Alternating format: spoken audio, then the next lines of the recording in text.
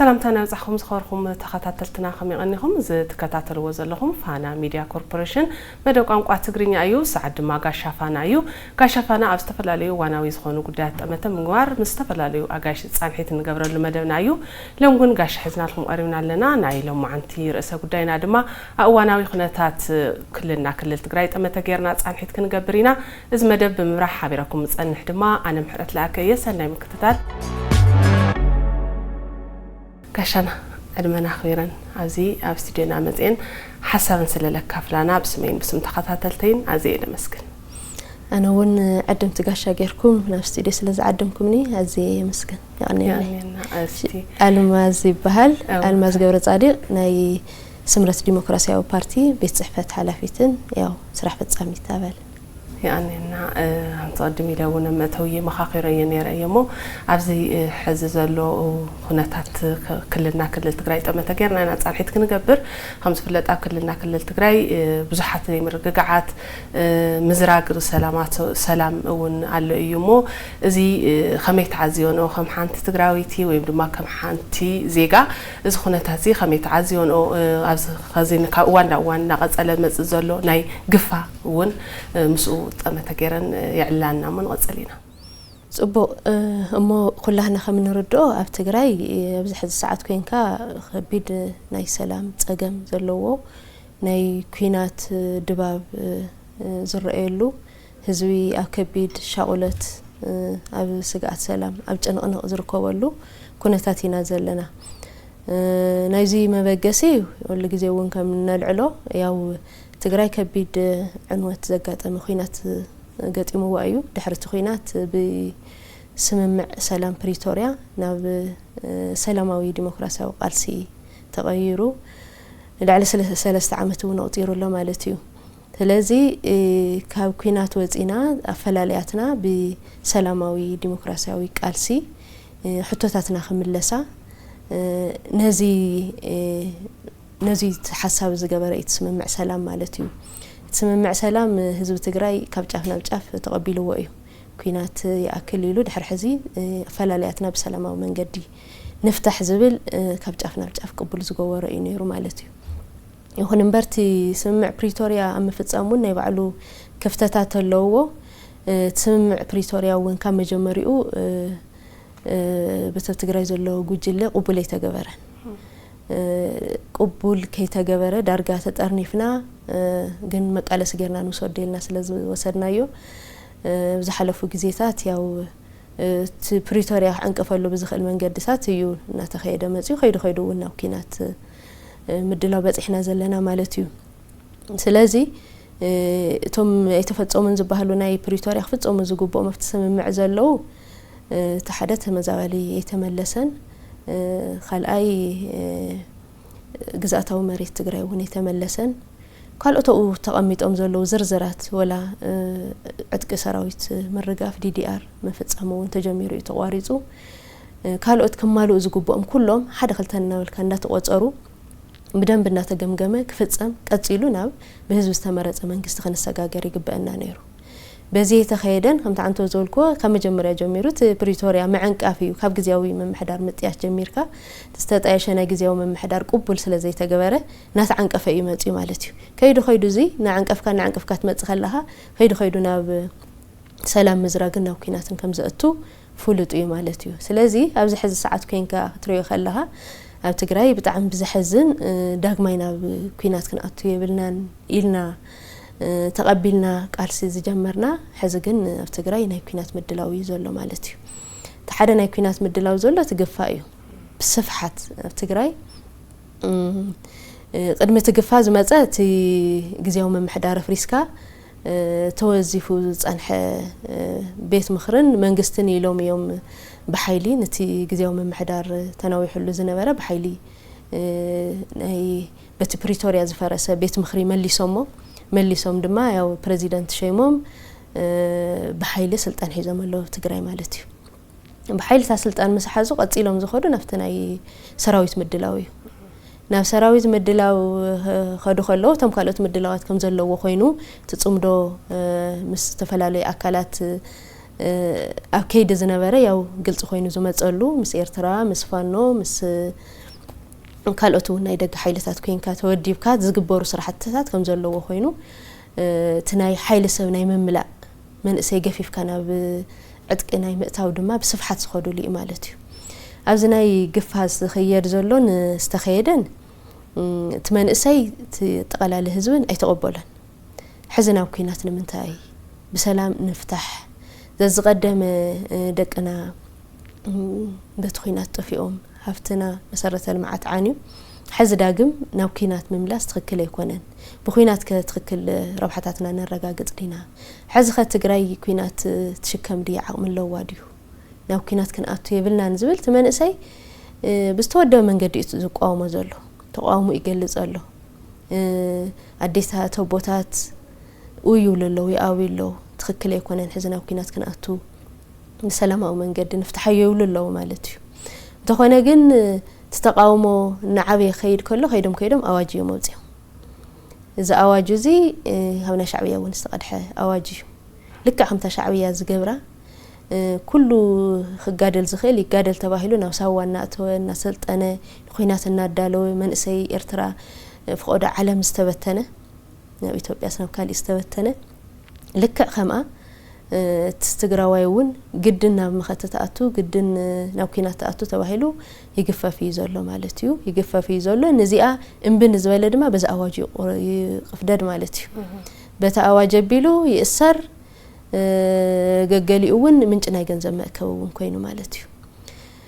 እቶም ገፈፍቱ ዝበሃሉ እውን ኣብ ገገሊኡ ይገፍዎም ገንዘብ ተቀቢሎም እውን ይሰድዎም እዮም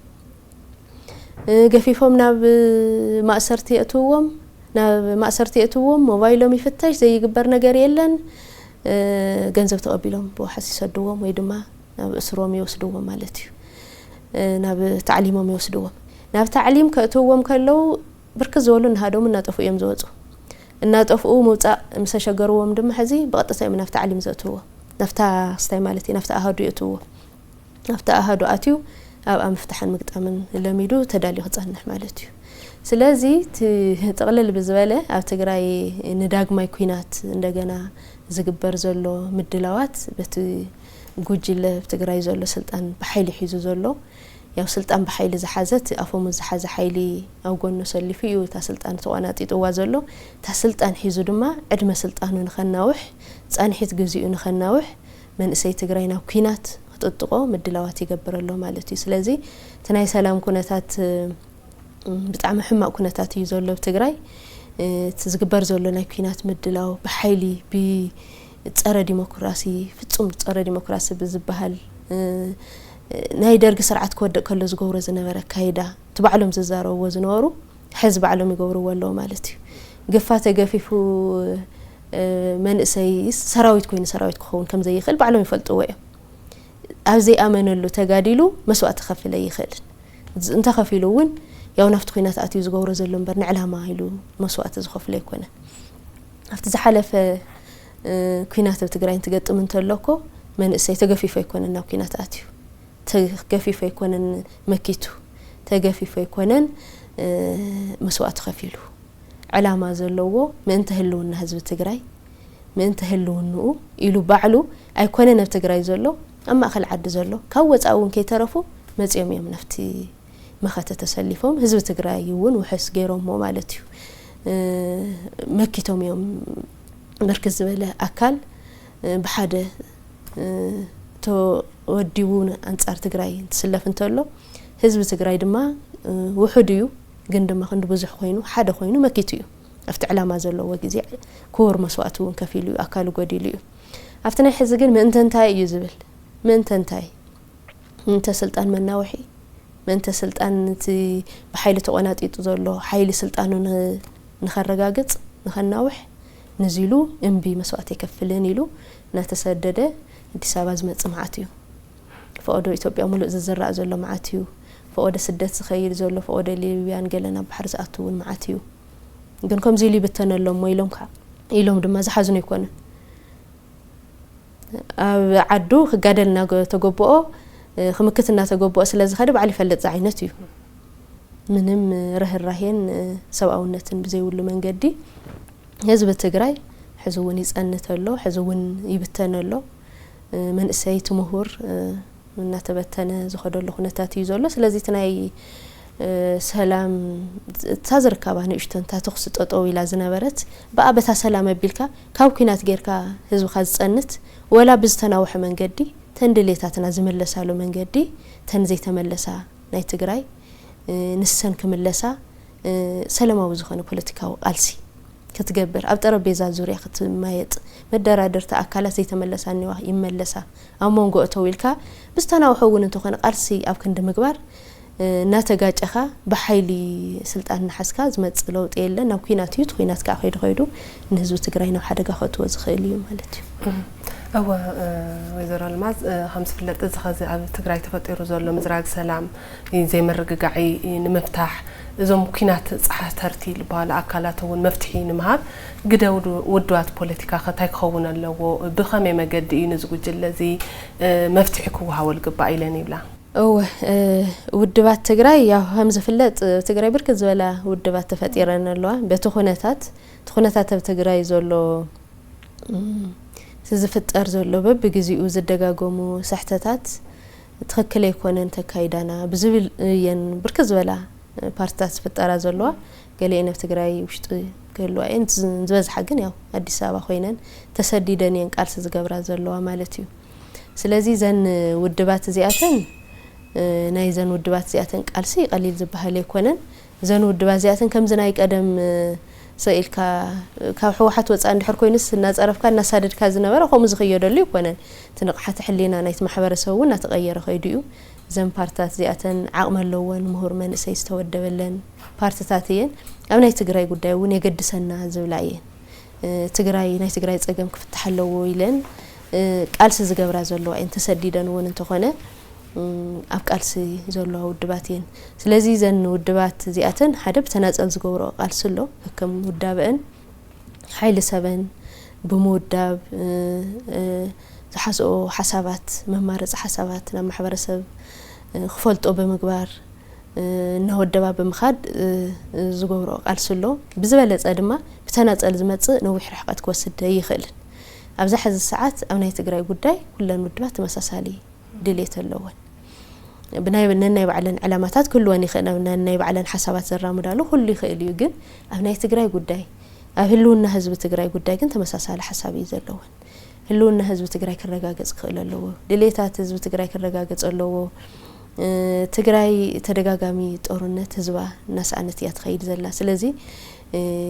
كاو تورنت وتيناس بسلامة ومن قدست نحسب زبلا إنزون ودبازياتن درجة خلنا كبهالي كالي خاب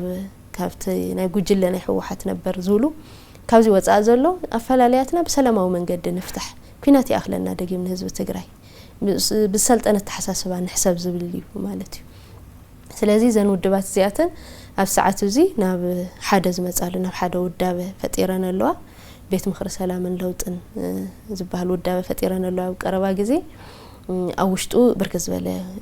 لوخات حيزانيا بركز ولا ودابتات نص ودابتات اللون بتن ودابتات بيلن صراحة جميرنا الله نعم نت ودابة خساب تحتي بيت مخر سلام اللوت انت واهيلو ببزواتاتو انت تعيش له خاب كلن ودابت الساتفة أمرار حزو اللوا مالتي أفتقرأي ونس خساب تحت وريدو يتودا دوا مالتي سلازي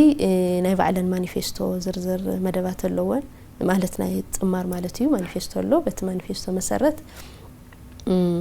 بستودب منقدي تي مفتحي افتقراي اساتف زخونه منغستي طايش انديو اساتفين كلسي زخونه منغست خطايش كخللو ناي سلام ناي مرغغا انسرحت تخسرح لو ايو سلازي بعبيو خسرحو زلون تمواصون حد خلت سلسته لنا قميطنا حزب خسرص مغبار حزب بستودب منقدي خقالس تصعنفتي حيلت سلطان تقناطيطو زلو تصعنو بمفتار حزب وشت خوين ببوداب انزلون بستودب منقد خقالس ناي مغبار لعل خسرحو زغبئ ناي دبلوماسي سرحتي علم كفلطو ناي مغبار اف تግራይ ዝግበር ዘሎ زي حقاوي سرحتي علم كفلطو ناي مغبار سرحتي بستودب منقد መንግስታት ክፈልጡ ንትግራይ ለኹልካ ጎንኻ ኣለና ኢሉ መዋጽኦ ክፈጥሩ ማለት እዩ በቲ በቲልካ ተጽዕኖ ፈጢርካ ዘሎ ስርዓት ንህዝብ ትግራይ ስለ ዘይጠቅም ኣብ ሰዓት እዚ ዝኸዶ ዘሎ ካይዳ ንውልቁን መድሓን እምበር ንህዝቢ ትግራይ ንመድሓን ይኮነን ስለዚህ ኣብ ትግራይ ዘሎ ስርዓት ዝእለየሉ መንገዲ ክፈጥራ ብዝተወደበ መንገዲ ትቃልሲ ጀሚሮና ኣለዋ ቀረባ ግዜ ዝተጣየሸ ስለ ዝኾነ በቀጻሊ እዚ ኣስጢምካ ክሳብ ታሕቲ ትመሓወር ዘርጊሕካ ብእምቢታ ብዝተፈላለየ መንገዲ ተጽዕኖታት ፈጢርካ ኣብ ታሕቲ እዚ ስርዓት እዚ ዝእለየሉ መንገዲ ምፍጣር እዩ ስርዓት እዚ ተኣልዩ ዝተረጋገአ ሰላም ኣብ ትግራይ ክህሉ ናብ ልምዓት ናብ ሰላም ዝኸደሉ መንገዲ ክፍጠር ከይድካ በህዝቢ ዝተመረፀ መንግስቲ ምጥያሽ እዩ በህዝቢ ዝተመረፀ መንግስቲ ንኽጣይሽ ብዝተወደበ መንገዲ ሰርሐው ድሕሪና ናይ ባዕለን ልኾን ይኸዳ እዩ ስለዚ እቲ ብተናፀል ካብ ዝኸውን ብዝተወደበ መንገዲ ቃልሲ ምግባር ሓደ ዓብይ ዝላ እዩ ካልኣይ ነንባዕለን እውን ተሓደ ነተሓደና ተዋቃቀሰሉ ዝኸይድ ኣብ ነንባዕለን ምውቃስ ዝጥፋኦ ግዜ እዚ ይጽንሐልና ተባሂሉ ማለት ይጽንሐልና ተባሂሉ ምውቃስ የድሊ ማለት ኣይኮነን ግን ብሓሳብና ናይ ባዕለን ናብ ህዝበን ከስርጾ ዝግባእ ክገብሮ ዝግባእ ቃልሲ ኣጽንሕኻ ኣብ ናይ ህልውና ህዝቢ ትግራይ ግን ናብ ሓደ መጽን ብዝተወደበ መንገዲ ተቃልሲ ጀሚሮን ኣለዋ ናብ ህዝቢ ነስርጾ ኣለና ኣብ ህዝቢ ካብ ብተናጸልና ተበተነ ዝኸድ ብዝተወደበ ኣብ ውሽጢ ናብ ደገን ቃልሲ ዝገብረሉ መንገዲ እናተፈጠረ ኸይዱ በዘይ ቤትካ ስርዓት ነዊሕ ግዜ ዝጸንሕ ኣይኮነን ምእላዩ ዘይተርፎ እዩ ምክንያቱም ኣብ ህዝቢ ተቀባልነት የውል ህዝቢ በኣፎሙዝ ብግዲ ተጽዕኖ ተገይርዎ ርእሰ ድኒኑ ይነበረሉ እምበር እቲ ስርዓት እዚ ካብ ህዝቢ ካብ ዝንጸል ጸኒሑ እዩ ቀሊል ግዜ ይኮነ ነውፂሩ ዘሎ ብሓይሊ ታስልጣን ሒዙ ናብ ግፋን ናብ ዝተፈላለዩ ተጽዕኖን ናብ ብሓይሊ ኣዋጅ ወጽዩ ናብ ከምዚ ዓይነት እንታሽሙ መስኣተወ ብዝበለጸ ህዝቢ ካብቲ ስርዓት ተነጽሉ እዩ ዘሎ ወአድሕኑና እዩ ዝብል ዘሎ ሕዚ ኣድሕኑና መዓዝ ዳይኹም ተድሕኑና ህዝቢ ምስተበተነ ብጥሜትን ብዝተፈላለየ መንገድን ህዝቢ ይረግፈሎ መዓዝኩም ተድሕኑና እዩ ዝብል ዘሎ ማለት እዩ ስለዚ ነዚ ህዝቢ እዚ ብዝተወደበ መንገዲ ንበጽሐሉ ብዝተወደበ መንገዲ ቃልሲ ምግባር ዝተወደበ ቃልሲ ድማ ከይዱ መጨረሻ ዓወት ምዃኑ ግልጽ ስለ ዝኾነ በዘይ ቢልካት ናብ ምስ ህዝቢ ኮይና እቲ ጸገም ኣብ ትግራይ ዘሎ ናይ ምእላይን ዘላቂ ሰላም ናይ ምርጋጽ ስራሕቲና ክንሰርሕ ማለት እዩ በዚ ክሰርሕ ኣለዎን ማለት እዩ ጽቡቅ ብውዳበ ብኸምዚ መንገዲ እንድሕን ተስራሕ ኮይኑ ብትናጸልኸ ከም ውድብ ስምረት ፓርቲ ብኸመይ ዓይነት ምንቅስቃሳት ህዝቢ ካብ ኣትይወለሎ ጸገም ንምውጻእ እቲ ዓይነት ምንቅስቃሳት ይንኣገበረ ዝርከብ ኢልና ንውሳድ ንኽእል ውድብ ስምረት ኩሉ ዝፈልጦ ስለ ዝኾነ እቲ ሕወሓት ነርና ገና በካይዳና ጌጋ ኣለዎ በዚ ህዝብና ይነድሕንን ኢና በዚ ንኸዶ ዘለና ኢሉ እናተቃወመ ተቃውሞ ተፈለየ ሓሳብ ይቕመጥ ተፈለየ ሓሳብ ድማ ተቐባልነት የብሉን ኣብ ትግራይ ተፈለየ ሓሳብ ተቕሪብካ ከም ጸላእ ጌርካ ስለ ትቁጸር ከይዱ እናተፈለና ኸይድና ማለት እዩ እናተፈለና ኸይድና ፓርቲ መስሪትና ኣለና ስምረት ፓርቲ መስሪትና ያው ስምረት ፓርቲ ተሰዲዱ አዲስ አበባ ኮይኑ ግዚያው ቤት ጽሕፈት ፈጢሩ ተቃልሲ ይገብረሎ ማለት እዩ አዲስ አበባ ሆይና ወላ ተቃልሲ እንተግበርና ይግን ማሕወራትና ክሳብ ታሕት ለና ማለት እዩ በብዘው በብወረዱ ክሳብ ጣብያውን ማሕወር ኣለና እዩ ትደላይ ለውጥውን ኣብ ጎንና እዩ ትግራይ ዘሎ ደላይ ለውጢ ህዝቢ ትግራይ የድልዩ እዩ ትግራይ ክትለምዕ ካብ ኣትያቶ ዘላ ዓዘቕት ክትወጽእ ለውጢ የድልዩ እዩ ለዛኣምን ኩሉ ኣብ ጎንና እዩ ኢብን ተጠቕላላ ህዝቢ ወላ ተገባሩውን በርከት ዝበለ ኣብ ጎንና ኣሎ ማለት እዩ ስለዚ ከም ፓርቲ እንታይና ንሰርሕ ብዛዕበየ በቲ ማሕወራትና ኣቢልና ቲ ቃልሲ ከመይ ክኸውን ከም ዘለዎ መደባት ነውርዲና ማለት እዩ ኣንፈታትና ቅምጥና ነውርዲና ንኣብነት ብሓይሊ መንግስቲና ማለት ብሓይሊ መንግስቲ ስልጣን እንትሕዝ እንተሎ ትዝኸዶ ኸይዲ ትክክለኛ ከም ዘይኮነ ጸረ ሰላም ከም ዝኾነ ብዝተፈላለየ መንገዲ ክቃለስ ህዝቢ ድማ ኣዌር ክኸውን ጌርና ኢና ከይዱ ናፍቲ ናይ ግፋን ናብ ገለን መስኣተውን እቲ መንእሰይ ተቃሊስዎ እዩ ንሕናውን ከም ገይሩ ክቃለስ ከም ዘለዎ ኣንፈት ንህወይና ማለት እዩ ዝኸድዎ ዘሎ ናይ ግፋን ናይ ገለን ምስልታት ብደንብ እናተቀረጸውን እዚ ዓለምን ክፈልጦ ንገብር ኢና ማለት እዩ ዓለም ክፈልጦ ንኤምባሲታት ክፈልጦ ናይ ምቅላዕ ስራሕቲ ምክንያቱም ክነድሕነ ኣለና ህዝቢ ክነድሕነ ኣለና መንእሰይ ኣብዘይ ኣመነሉ ኹይናት ኣትዩ ክጥጠቕ የብሉን ካልኣይ ድማ በቲ ኹይናት ወላ መስዋዕቲ ተኸፊልዎ ህዝቢ ትግራይ ውሕስ ክኸውን እንተዝኸውን ወላስቲ ሰዋዕት ብሊኻ ግን ብኡ ውሕስ ክኸውን ኣይኽእልን ከይዱ ዝኾነ ፈላለያት መጨረሻ معلو ትገብረሉ ፖለቲካዊ ዘተ እዩ ካብ ፖለቲካዊ ዘተ ወጻኢ ዝመጽ ዘላቕ ዝኾነ ሰላም የለን ስለዚህ ንምንታይ ኢሉ ዳሞ መስዋዕት ይኸፍል ተዝሓለፈ መስዋዕት እኮ አዴታት 2-3 ሰውየን 3-4 ሰውየን ገለም አካለ ጉዳት ኮይኖ እንደገና ተሰረፍ ሓደ ክልተውን እንደገና መስዋዕት ክፈል ኢልካ ደስ ኢልካ ተደጋጋሚ ስሕተት ናፈጠርካ ትኸይድ ኢኻ እዚ ጌጋ እዩ ብሰላማዊ መንገዲ ክፈትሕ ኣለዎ መንእሰይ ድማ ኣብዚ ጣጣ ኻይትእቶ ኣብዚ ዕላማ ኻይትእቶ ስልጣን መናውሕ እዩ ስልጣን ተኸልኪለ ስልጣን ዘይተወሃብ ኩሉ ኣኽሪፉ ምስ ዘይምልከቶ ጽምዶ ፈጢሩ እኮ እዩ ናብ ኩናት ዝኣቱ ዘሎ ነዚ ኢልካስ ኣብ ትግራይ ዓውደ ኩናት ንክትከውን ኢልካ ትግራይ እንደገና ተስተረፈ ክጠፍእ ክወድም ኢልካ ናብ ኩናት ኣይተኣቱ ስለዚ ነዚ መሳርሒ ትከውን የብልካን ተኺልካ ተወዲብካ ተቃለስ ብስተወደበ መንገዲ አንጻርቶም ገፈፍቲ ቀሊል ዘይባህል እኮ خساره ይበጽሑም ይፍተም ገፈፍቱውን ቶም ገፈፍቱውን ባዕሎም ስለዝፈርሑ ኣነ እዚ ኣይገፈፍን ኢሎም ዝሃድሙ ኮንዩ ናብ ቦታ ይቀይሩ ወይ ድማ ወላ ኣብአንትኩም ስልጣንኩም ዝውልለው ምክንያቱም ታትበጽሑም ዘላ ተጽዕኖ ስለዝፈልጡ ማለት እዩ ትመንሰይውን ብስተወደበ መንገዲ ዝገብረን ቃልስታት ኣለዋ ዘቃልዕን ነገራት ኣለዋ ዓቅም ዘለዎ ይወጽሎ ዘይካለ ኮይኑ ከቃለስ ዘይካለ ንሽተን ትኾን ዓቅም ዘሎተ ድማ ይወጽሎ ማለት እዩ በዚ ቢልካ ትኹናት ይኩናትና ምስ ህዝቢ ኢትዮጵያውን ዘባስ ነገር ይብልና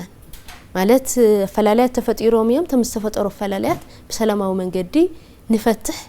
ዘላቀ ህዝቢ ትግራይ እንታይ ይኸውን ህዝቢ ትግራይ ባዕሉ ይዝውስኑ ውልቀ ሰባት ይውስኑልና ህዝቢ ትግራይ ጉዳይ ተኽንጸል እንተይሉ ብሕገ መንግስቱ ይንጸል ምስ ኢትዮጵያ ይዝኸውን እንተይሉ ምስ ሃገሩ ይኸውን ውልቀ ሰባት ዝውስኑ ለይኮነን ማለት እዩ ጽምደና መልካ ምስ ኤርትራን ምስ ገለን መሳርሕናይ ሻዕብያ ምዃን እንተዘይ ኮይኑ ንህዝቢ ትግራይ እንድዚኣትኩም ጠውማ ነገር የላን ስለዚህ ከም ፓርቲ ናይ መቅላዕ ስራሕቲ ንሰርሕ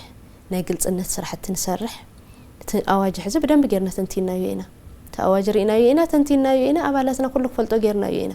ተአዋጅ ሕጋውነት ቅቡልነት የውልን ካብ ሕገ መንግስቱ ወጻኢ ትግራይ ከም ክልል ኮይና ከም ዝበለ ናይ ወንጀል አዋጅ ከተወጻይ ትኽእል ትውሽጡ ትሕስቱ ክትሪኦ ከለኻ ማዓት ጸገማት እዩ ዘለዎ ሓደ ጸጥታ ከም ድሌት እዩ ዝገብር ባዕሉ ገዛ ክመጽ ክፍትሸክ ይኽእል ባዕሉ ሒዙና እስር ቤት ከተወክ ይኽእል ከም ድሌት እዩ ዝገብረካ ማለት እዩ መሰኻኽር ባዕሎም እዮም ብድሕሪ መጋረጃ ኮይኖም ክምስክሩ ይኽእሉ በቃ ነቲ ህዝቢ ነቲ መንእሰይ ናብ ሓደጋ ከእቱ ዝኽእል ስለዚ ከምዚ ዝበለ ቅቡልነት ዘይብሉ ብስሩውን አዋጅ ከውጹ ሕጋዊ መንግስት ይኮኑን አዋጅ ከውጹውን ኣይኽእሉን ሲጀመሩውን ማለት እዩ ኢብን ወላውን ከም ኮይኑ ግን ማዓት ጸገም ዘለዎ እዩ ማለት እዩ ትውሽጣው ትሕስቱ ስለዚ እዚ ከምዚ ዝበለ ህዝቢ ኣዌር ክኸውን ፍጹም ናይ ጸረ ዲሞክራሲ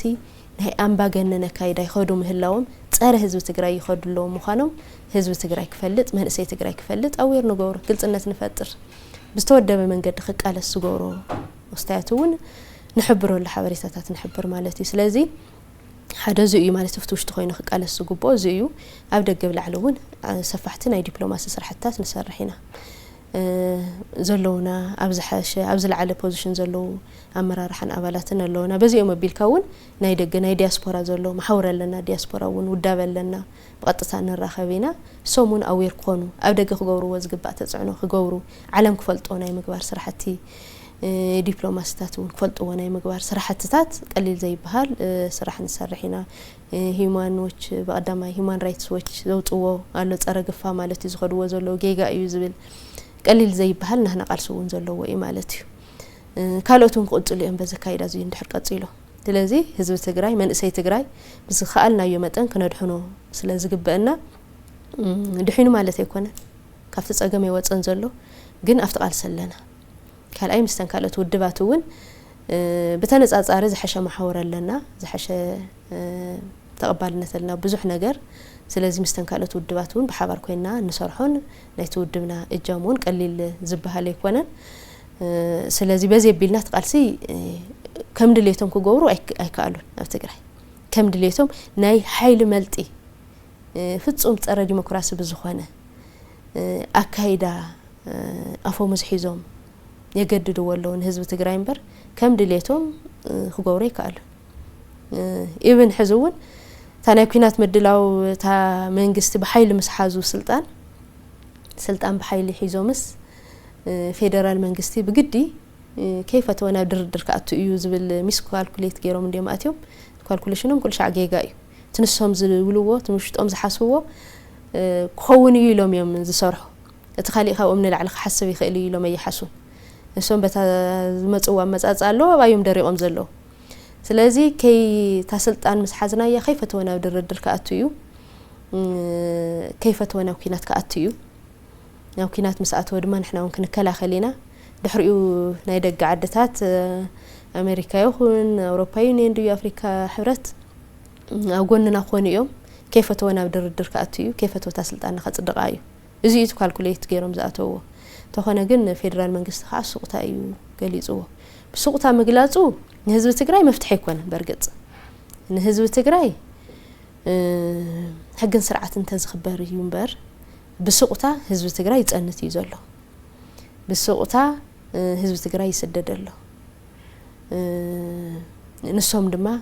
لك ايرترا مالت نحسبها لك عنا ايرترا قد انديم زخدو زلو شعبياس ناوكيناتنا تونا سلفنا سوانا بقله منسي تبتينو 3 عامت مولو منسي تግራይ منسي ايرترا እና ተበተነ ኸይዱ ወላ አረክቶት ሒዙ ግን ይመረحله ማለት እዩ ወላ አረክቶት ሒዙስ ነው ይህ ጊዜ ኤርትራ ተባህል ሀገር ፈጢሩ ይነበረለهم ድሌቱ ስለዚህ ትግራይውን መንሰይ ይወጸሎ ዝኻለት በዓል ሀፍቲን ትገለንውን ይወጸሎ ወጽዩ አብዝሐሸ ተነጻጻር ሰላም አብዘለዎ ኑሩኡ ይቀጽለሎ تدخاو يترفلو نسوم كم زلو هفاتهم يوم زغودله يلن ورقلو مريتلو سو نشطلو حزن السودان نغلن እዚ ሁሉ ናይ ገንዘብ ጸገም የለን ኮምና ልخ ነውሩ ይخلو ግዜ ምንዋህ ስልጣን ግዜው ምንዋህ ይትናታቶም ዓላማውን ማለት እዩ ስለዚህ ህዝብ ትግራይ መፍትሒ አይኮነንት ስቅታውን ማለት እዩ ህዝብ ትግራይስ ክድሕን ይዘሎ ወልካ ከም ተኻሊ ይخلል ኣብ ህዝብ ትግራይ ተደጋጋሚ ገጢሙ ወዘሎ በቲ በኮይናት ሰንሰን ይሉስ እንደገና ናተይ ብዝወሎ ሀውሽጥ ብዝተፈጠረ ናይ ስልጣን ንሕንሕ ናይ ስልጣን አፈላላይ ብዝተፈጠረ ስልጣን ተቆናጢጡ ህዝቡን ንባዕሉን ክነብር ኢሉ ንህዝብ ትግራይ እንደገና ናብ ዳግማይ ኩናትን ናብ ዳግማይ ብርሰትን ከሳጥሖ ከሎ ሱቅ አይኮነን ክባሃል ዘለዎ በጀት አይኮነን ክልከል ዘለዎ በጀት በመخلካል መንግስት ሰራሕተኛ እዩ ዝጉዳይ መንግስት ሰራሕተኛ እክልተ 3 ወርሒ ብዘይዶም ዝነብር ዘሎ ገዛ ክራይ መክፈልስ እንዘሎ እዚ መፍትሒ ይኸውን ዘላቕ መፍትሒ ይኮነን እኳ ዳስዋ እሞንታይ ዳ ዘይገወር እዮም ሳቶምስ ፌደራል እንድሕርከም ህዝብ ዘይርየና እንታይ ዳ ዘይገወሩ ሲ ይኽብል ማለት ይኸይዱ ከይፈቶ ርስ ኸድነን ይናዋቱም ክሰግዱ ማለት እዩ ስለዚህ ሱውን መፍትሒ አይኸውንን 00 ግን ካልኩሌት ገይሮም ዘአተው ንሱ እዩ ንሱ ዘይኮነ ምስ ኮነ ድማ ናብ ዓወጽ ወጽን ናብ ኃይል መልጥ ስራሕታትን ተግባራትን እዮም አትዮም ዘለው ስለዚህ እዚ ናይ ምቅላዕን እዚ ህዝብ ትግራይ ክፈልጦ ቡሽጢ ረመጽ ኮይኑ ዘይግበር ኮይኑ ይኮነ ንሶም እዮም ዝበዝሕ ህዝብ ዝበዝሕ ካቦ ንሶም ወሕዳት እዮም ብዝተወደበ መንገዲ ብደንብ እንድሕር ቻሌንጅ ጌርካዮ ደው ክብል እዩ ደው ኢልክ ሓስብ እዩ ከይፈተውን ናፍታ ናይ ሰላም መንገዲ እውን ከኣቱ ስለዝኽእል ናብ ሰላማዊ መንገዲ እንተኣትዩ ድማ ንሕና ንሳይና እንደሊ ከም ፓርቲውን ብሰላማዊ መንገዲ ብዘተ ይፈታሕ እዩ ተውዘለ ኃይልስ ናብ ሰላም ይእቶ እዩ ናብ ሰላም ኣትዩ አሳታፋይ ዝኾነ ግዚያው መምሕዳር ተጣይሹት ናይ ፕሪቶሪያ ውዕል ዝቅጽለሉ መንገዲ ንሱ ቀጽሉ ተንዘይ ተፈትሓ ተግባራት ኩለን ዝፍትሓሉ ከይድና ድማ ናብ መረጻና ኣትወሉ ትግራይ ናይ ዝሓለፈ መረጻ ዘይካይደት ስሕዙውን ያ መረጻ ዘይካይደት ብዝመረጸቶ መንግስቲ ዘይትመሓደር ዘላ ትግራይ ጥራሕያ ስለዚህ ናኡታ ኣትወሉ መስርሕ እንድሕራአትዮም ንስይና እንደሊ በዋናነት ማለት ቀጽሉ ፍት መረጻ ኢና ከም ፓርቲ ንሳተፍ ከም ፓርቲ ተወዳዲርና ሓሳባትና ናብ ህዝብ ስሪጽና ህዝብ ትግራይ ተተቀቢልና ንመረጽ መንግስት ንኸውን እዩ ስለዚህ ናብ ኣነ ከኣቱ ተጽዕኖ ናይ ምግባር زين استفلاليا بوشت انه مدبات كل وين بنزرزر بزح زدليه هنا ስለዚህ በዚህ ቢልና አዌር ኮውን ግልጽነት ናይ መፍጣር ብስተወደበ መንገዲ تعبتن اس ቃልስ ክገብር ቻሌንጅ ክገብር ተጽዕኖታት ክፈጥር ንገብረው ውሽቲ ኣብ ደገውን ታንቶ ዘልኩዎ ናይ ዲፕሎማሲ ስራሕትታት ንሰርሕ ማለት እዩ ዝኸበርኩም ተኸታተልትና ምስካሻና ዝነበረና ጻንሒት እስክሳሕስ ተከታተሉሞ ጻንሐኩም ይመስል ነይሩ خلአይና ሞዳታን ክፋል ድማ ኣብ ናይ ጽባሕ መደብና ሒዝናልኩም ክንቀርብ ኢና ክሻብ ስዑ ሰላም ንዓኹም ሰላም